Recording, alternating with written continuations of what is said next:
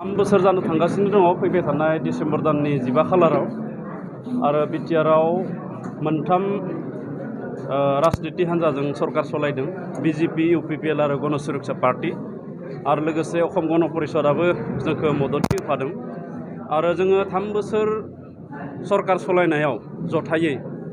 बेयाव जोङो रायजोनो मा खामानि मावखो मा एजेन्डा लानानै जोङो मिशन लानानै हाबाफारि जोङो लादों आरो मा मावगोन बेफोर गासैखौबो जोंनि दोलोनि दैदेनगिरि जोंनि ससाइटिनि माखासे अर्गेनाइजेशनफोर आरो इन्टेलेक्चुयेल बिथांमोननो जोङो फोरमायनाय मोनसे हाबाफारि समष्टि लेभेल सेन्सिटाइजेशन प्रग्राम होननानै जों बुंदों बेखौ बिटिआरनि मोन 40 समष्टियावबो बे हाबाफारिखौ लादों आरो दिनै 32 नं भेरगाव समष्टियाव बे हाबाफारिखौ लादों आरो बेवहाय जोङो गासैबो जोंनि मित्रजोत दलनि दैदेनगिरि बिथांमोनखौ खावलायनाय जादों लोगोसे माखासे अर्गेनाइजेशननि दैदेनगिरि बिथांमोनखौ खावलायनानै जोङो बेवहाय प्रेजेन्टेशननि गेजेरजों माखासे मिशन माखासे एजेन्डानि सोमोन्दै बिथांमोननो फोरमायनानै होगोन जिहेतु फैबाय थादों लकसभानि बिसायख'थिया खाथि समाय बेबायदि माबायदि आवगायो लकसभा बिसायख'थियाव जोंहा जिहेतु एनडिएआव इउपिपिएलआ दङ दा एनडिएआ जि डिसिसन लायो बे डिसिसन मथे जोङो खामानि मावनो थाखाय थियारि जानानै दङ आरो दरं उदालगुरि लकसभा समष्टियाव एनडिएनिफ्राय जाय बिजाथियानो फैया मानो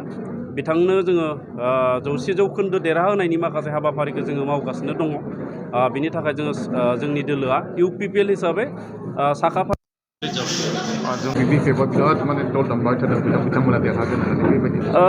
बयबो राजनितिया गावनि दोलोखौ दुरबल एबा लोरबां होननानै रावबो बुङा दा बेबायदिनो बिपिएफआबो बुंदों दा दरं आरो उदालगुरि